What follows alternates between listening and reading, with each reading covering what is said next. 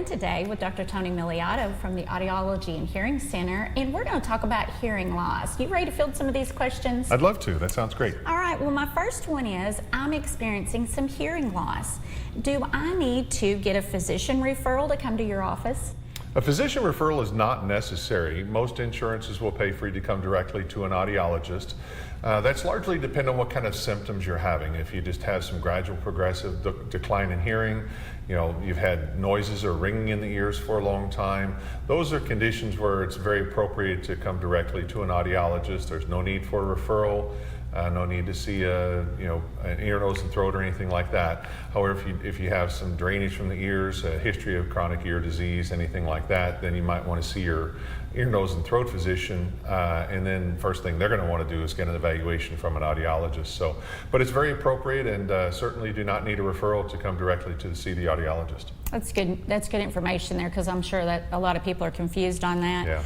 Well, what about, do you all provide custom hearing aids? Of course, yes, we do. We have a variety of different styles of hearing aids. Some go on top of the ear with just a little wire or a little plastic earbud that slips inside of the ear canal. It's very comfortable. But we also do have the custom models where it's molded to fit exactly into your ear. Some of them custom models are the style that fill a little bit of the ear, about half of the ear. Some of the custom styles go all the way completely inside the ear canal, and you can't even see that they're in there, so they're completely invisible. I would like that. I'm a little bit vain. Everybody wants that one. Yeah, everybody wants that one. Right. Okay, so this caller says, I've been having repeat middle ear infections and not really sure why. Could that cause hearing loss?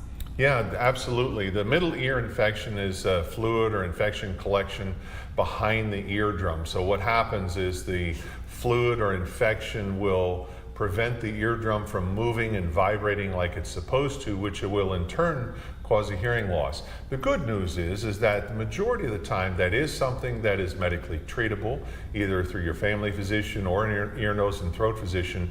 But it's important to see a doctor of audiology first to determine the actual cause of the hearing loss, because you need to find out if you actually do have infection or fluid in the ears, because many times people who have a sensory neural hearing loss or some other kind of hearing loss, maybe due to a virus or something of that nature, they think they have fluid in their ears, but really it's a very different cause. Okay, so we need to have that checked out. That's right. Okay, and then how are the over-counter hearing aids different from the custom ones that you all provide? That's a great question, because we see a lot of that on television and the internet and social media and that sort of thing. So the over-the-counter hearing aids are basically just simple amplifiers. They don't necessarily take into account the degree of hearing loss you have. They don't take into account any other conditions such as what we just talked about. Maybe you have an ear infection. Maybe there's a treatable cause and you don't need a hearing aid or amplification. So again, it's very important that you see a doctor of audiology to identify the specific cause of the hearing loss.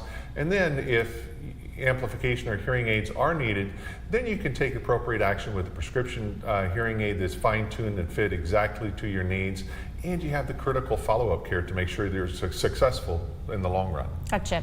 And quickly, what about Illinois insurance? One of our people has... Oh, that's a great question. Yes, very quickly, Illinois insurance just upgraded their coverage, and I believe that all insurances in Illinois now have a coverage of limit of $5,000. So that's a great benefit, and kudos to Illinois. Well, it gets Kentucky and Illinois fixed, doesn't it? Okay, well, thank you so much for being here with me today. Thanks for having me. If you would like to revisit this segment of Family Health Experts, log on to our website at WPSDLocal6.com and click on Family Health Experts. The red, white, and